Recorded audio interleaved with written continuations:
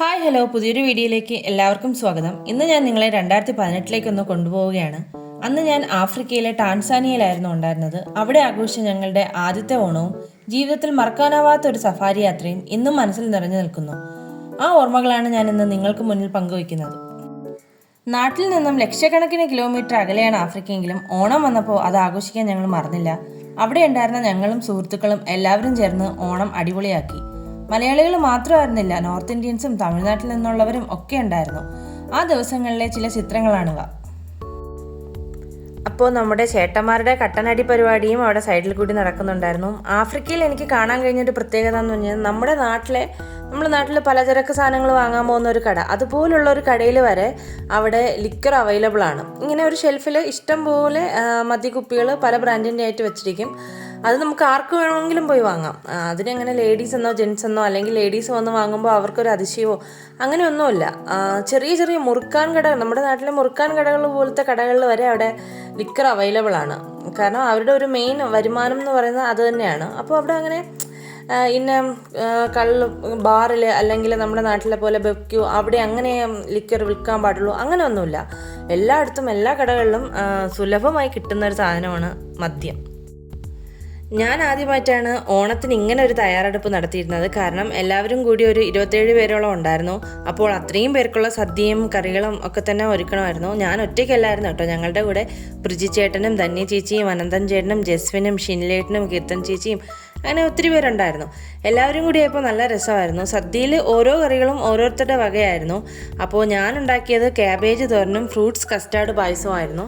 അവിടുത്തെ മാർക്കറ്റുകളിൽ നിന്ന് കിട്ടുന്ന ഫ്രൂട്ട്സ് ആയിക്കോട്ടെ വെജിറ്റബിൾസ് ആയിക്കോട്ടെ നമുക്ക് കഴുകാതെ തന്നെ കഴിക്കാം. അത്രയ്ക്ക് ഫ്രഷാണ്. എനിക്ക് തോന്നുന്നു ആഫ്രിക്കയിലെ ആൾക്കാർക്ക് കെമിക്കൽ എന്താണെന്ന് കൂടി അറിയില്ല എന്ന് തോന്നുന്നു. ഞാൻ നിന്ന സ്ഥലത്തെ കാര്യമാണ് ഞാൻ ഈ പറയുന്നത്. ആഫ്രിക്കയിൽ എല്ലായിടത്തും ഇങ്ങനെയാണെന്ന് എനിക്കറിയത്തില്ല.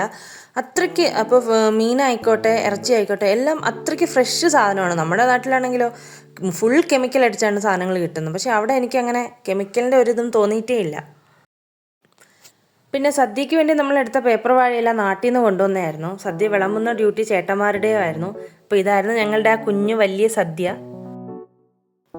അപ്പോൾ സദ്യയുടെ പ്രിപ്പറേഷൻസ് ഒക്കെ ഞങ്ങൾ പകുതിയും തലേ ദിവസം തന്നെ ചെയ്ത് വെച്ചിട്ടുണ്ടായിരുന്നു. അപ്പോൾ പിറ്റേ ദിവസം നമുക്ക് കുറച്ചുകൂടി ഈസി ആയിരിക്കുമല്ലോ. അപ്പോൾ ഇതായിരുന്നു ഞങ്ങളുടെ ആദ്യത്തെ ഓണമായിരുന്നു. അത് ആഫ്രിക്കയിൽ ഭയങ്കര ഹാപ്പി ആയിട്ട് ഞങ്ങൾക്ക് ആഘോഷിക്കാൻ പറ്റി. പിന്നെ ഒരു വിഷമം എനിക്കുണ്ടായിരുന്നു. ഞാൻ അച്ഛനെയും അമ്മയും ഒരുപാട് മിസ് ചെയ്യുന്നുണ്ടായിരുന്നു. ഞങ്ങൾ താമസിച്ചിരുന്ന ഫ്ലാറ്റിൽ വെച്ചിട്ടായിരുന്നു ഓണം സെലിബ്രേഷൻ നടത്തിയിരുന്നത്. അങ്ങനെ ഞങ്ങളുടെ ആദ്യത്തെ ഓണം അവിടെ വളരെ അടിപൊളിയായി ഞങ്ങൾ ആഘോഷിച്ചു. പിന്നെ ഇന്ന് ഈ ഫോട്ടോസൊക്കെ കാണുമ്പോൾ ചെറിയൊരു വിഷമമുണ്ട്. കാരണം അന്ന് ഞങ്ങളുടെ കൂടെ ഉണ്ടായിരുന്ന അനന്തൻ ചേട്ടനും സാഗറും ഇന്ന് ഞങ്ങളോടൊപ്പം ഇല്ല. അപ്പോൾ ഇതൊക്കെയാണ് എൻ്റെ കുഞ്ഞു വലിയ ആഫ്രിക്കൻ ഓണം ഓർമ്മകൾ. ആഫ്രിക്കയിൽ ജീവിച്ചിരുന്ന സമയത്തെ ഏറ്റവും വലിയ അനുഭവങ്ങളിലൊന്നായിരുന്നു ഈ സഫാരി. തിരുവനന്തപുരം സൂവിലും മൈസൂർ സൂവിലും പോയിട്ടുണ്ടെന്നല്ലാതെ ഇങ്ങനൊരു യാത്ര ഞാൻ TV-യിൽ മാത്രമേ കണ്ടിട്ടുള്ളൂ. വന്യജീവികളെ ഇത്രയും അടുത്ത് കാണാൻ കഴിഞ്ഞത് ഇന്നും എനിക്ക് വലിയൊരു അത്ഭുതമായി തോന്നുന്നു. ഞങ്ങൾ പോയത് മിക്കൂമി നാഷണൽ പാർക്കിലായിരുന്നു. രാവിലെ ഒരു 10 മണിയൊക്കെ ആയപ്പോൾ എൻട്രി ആയി. വൈകിട്ട് 5 മണിയായപ്പോഴത്തേക്കും തിരിച്ചിറങ്ങാൻ പറ്റി. എൻട്രി ഫീസ് വരുന്നത് ഫോറിനേഴ്സിന് 4000 രൂപ അടുപ്പിച്ചും പിന്നെ ആഫ്രിക്കൻസിൻ്റെ റേറ്റ് അതിലും കുറവാണ്. അത് എത്രയാണെന്ന് എനിക്കറിയില്ല. പിന്നെ ജീപ്പ്, ഇതുപോലൊരു ഓപ്പൺ ജീപ്പിലായിരുന്നു ഞങ്ങൾ പോയത്. അത് ജീപ്പിന് പ്രത്യേകം റേറ്റും വരുന്നുണ്ട്. വിശാലമായ പുൽമേടുകളും ദൂരെയായി കാണുന്ന മൃഗക്കൂട്ടങ്ങളും പലതരം പക്ഷികളുടെയും മൃഗങ്ങളുടെയും ശബ്ദങ്ങളും പ്രകൃതിയുടെ അതിശയകരമായ സൗന്ദര്യവും എല്ലാം ഇന്നും എൻ്റെ മനസ്സിൽ തെളിഞ്ഞു നിൽക്കുന്നു. ഇന്ന് ഞാൻ ഇങ്ങനെ ഒരു സഫാരിക്ക് പോകുമോ എന്ന് ചോദിച്ചു കഴിഞ്ഞാൽ ഇല്ലാന്ന് തന്നെയായിരിക്കും എൻ്റെ ഉത്തരം. കാരണം എനിക്ക് അതിനുള്ള ധൈര്യം ഇപ്പോൾ ഇല്ല. പ്രത്യേകിച്ച് കിങ്ങിണി കുട്ടിയും കൂടി ഉള്ളതുകൊണ്ട് ഉറപ്പായിട്ട് ഞാൻ ഇങ്ങനെ തുറന്ന ഒരു ജീപ്പിൽ അത്ര സേഫ്റ്റി ഒന്നും ഇല്ലാതെ പോയില്ലായിരിക്കും.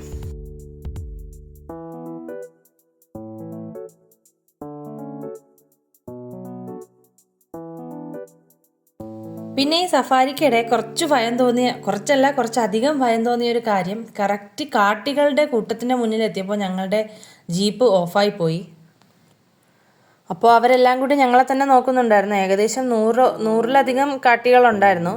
അവരുടെ മനസ്സിൽ ഞങ്ങൾ അവരെ അറ്റാക്ക് ചെയ്യാൻ വന്നവരാണോ എന്നുള്ളൊരു തോന്നലായിരിക്കാം. പക്ഷെ ഞങ്ങളുടെ മനസ്സിൽ നേരെ തിരിച്ചായിരുന്നു. അവർ ഞങ്ങളെ അറ്റാക്ക് ചെയ്താലോ എന്നുള്ള ഭയം ഉണ്ടായിരുന്നു. വണ്ടി ഒരുപാട് നമുക്ക് സ്റ്റാർട്ടാക്കാനോ അല്ലെങ്കിൽ ഒന്ന് റേസ് തള്ളാനോ ഒന്നിനും പറ്റിയില്ല. കാരണം ഞങ്ങളുടെ ഡ്രൈവർ പറഞ്ഞു നമ്മൾ അതിന് ശ്രമിക്കുകയാണെന്നുണ്ടെങ്കിൽ അവർ ചിലപ്പോൾ അറ്റാക്ക് ചെയ്യാനുള്ള ചാൻസ് ഉണ്ടായിരിക്കുമെന്ന്.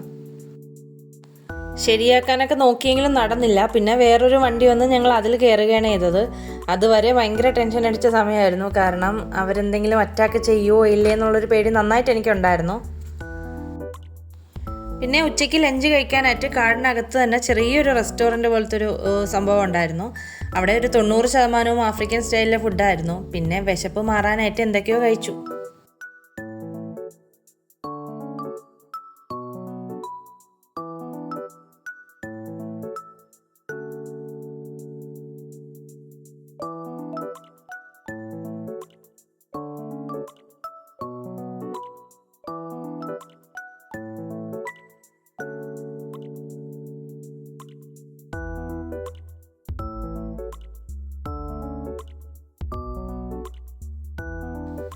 പിന്നെ ഈ സിംഹത്തിൻ്റെ തൊട്ടടുത്ത് നിന്ന് ഞാനും ചേട്ടനും കൂടി ഒരു സെൽഫി എടുത്തായിരുന്നു.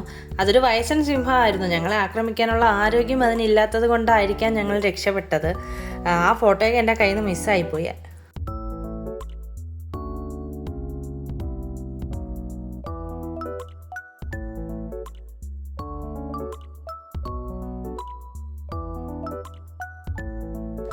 ജിറാഫിനെ ഞാൻ എൻ്റെ ലൈഫിൽ ആദ്യമായിട്ടാണ് കാണുന്നത്. അതുകൊണ്ട് തന്നെ എന്നെ കണ്ടപ്പോൾ എനിക്ക് ഭയങ്കര കൗതുകമായിരുന്നു. പിന്നെ ഇപ്പോൾ നമ്മുടെ സ്വന്തം കാട്ടുപന്നി. ഇതിനെയും ഞാൻ ആദ്യമായിട്ട് കാണുന്നത് സഫാരിക്ക് പോയപ്പോഴായിരുന്നു. പക്ഷേ ഇപ്പോൾ ഇവിടെ ഇഷ്ടം പോലെ ഡെയിലി ഞങ്ങളുടെ വീടിൻ്റെ പരിസരത്ത് ഇത് വരാറുണ്ട്.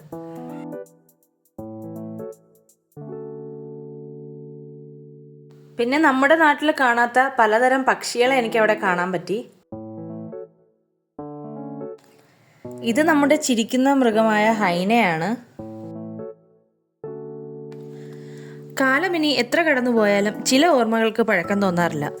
2018 ആഫ്രിക്കൻ ജീവിതവും ഓണാഘോഷവും സഫാരി യാത്രയും അത്തരത്തിലുള്ള ചില ഓർമ്മകളാണ്. അപ്പോൾ ഇന്നത്തെ വീഡിയോ ഇവിടെ അവസാനിക്കുകയാണ്. വീഡിയോ ഇഷ്ടമായാൽ എല്ലാവരും സപ്പോർട്ട് ചെയ്യണേ. അടുത്ത വീഡിയോയിൽ കാണും വരെ ബൈ.